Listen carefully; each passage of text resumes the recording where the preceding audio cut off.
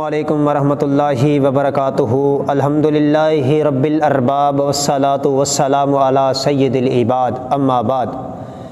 تو voice of Punjab کے plate form سے آج کا ہمارا سوال ہے، اعتکاف کے ایام اور طریقہ کار کیا ہے؟ تو آخری عشرے کا آغاز 20 رمضان المبارک کا سورج غروب ہوتے ہی ہو جاتا ہے، تو لہذا جو معتکف بندہ ہے، اعتکاف بیٹھنے والا، 20 رمضان کی جو مغرب کی نماز ہے وہ مسجد میں ادا کرے اور ساری رات ذکر و اذکار، تسبیح و تحلیل، اللہ کے سامنے سر بسجود، دعائیں، گریہ زاری فجر تک یہی کرے، اور فجر کی نماز پڑھنے کے بعد اپنے معتکف میں چلا جائے۔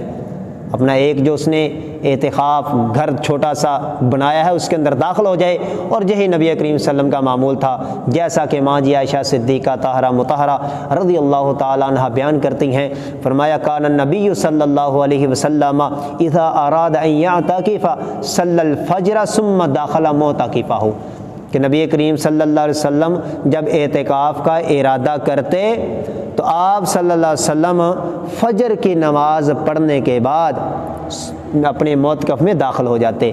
پہلے فجر کی نماز پڑھتے اور ثم داخلہ معتکفہ، پھر اپنے معتکف میں اپنی اس مخصوص جگہ میں داخل ہو جاتے۔ اعتکاف کا جو مطلب ہے، جو معنی اور مفہوم ہے، وہ یہی ہے کہ انسان اللہ کا قرب حاصل کرنے کے لیے سب کو چھوڑ کر مسجد میں بیٹھ جانا، اللہ کے ساتھ دل لگا لینا، اللہ کے گھر کے میں بیٹھ جانا، یہ اعتکاف ہے۔ اللہ رب العزت سے دعا ہے، اس کی بہت زیادہ عظمت فضیلت ہے۔ نبی کریم صلی اللہ علیہ وسلم نے کبھی بھی اپنی زندگی میں اعتکاف نہیں چھوڑا، ایک مرتبہ چھوڑا تھا، لیکن پھر اگلے سال نبی کریم صلی اللہ علیہ وسلم نے 20 دن کا اعتکاف کیا تھا۔ اس سے ہمیں اس کی فضیلت، عظمت، مقام اور شان کا پتہ ہونا چاہیے۔